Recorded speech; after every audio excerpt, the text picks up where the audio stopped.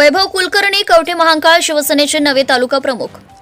रांजणी तालुका कवठे महांकाळ गावचे सुपुत्र व निष्ठावंत कार्यकर्ते वैभव दादा कुलकर्णी यांची शिवसेनेच्या शिंदे गट कवठे महांकाळ तालुका प्रमुखपदी निवड झाली असून तशा आशयाचे पत्र मुख्य संघटक तथा आमदार सुहास बाबर यांच्या हस्ते प्रदान करण्यात आले।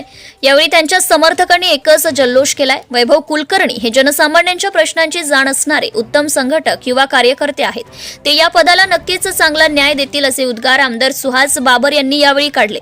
तर गाव तिथे शाखा व घर तिथे शिवसैनिक हे शिवसेनेचे ब्रीद घेऊन लवकरच कार्यकर्त्यांसह संपूर्ण तालुका पिंजून काढणार असल्याचं निवडीनंतर नूतन तालुका अध्यक्ष वैभव कुलकर्णी यांनी स्पष्ट केले।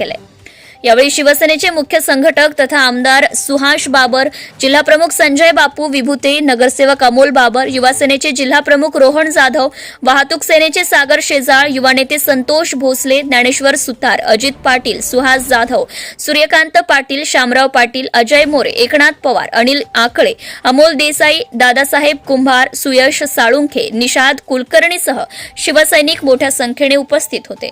ताज्या बातम्यांसाठी पाहत रहा लोकसेवा Marathi news Sangli. Subscribe now and press the bell icon. Never miss an update.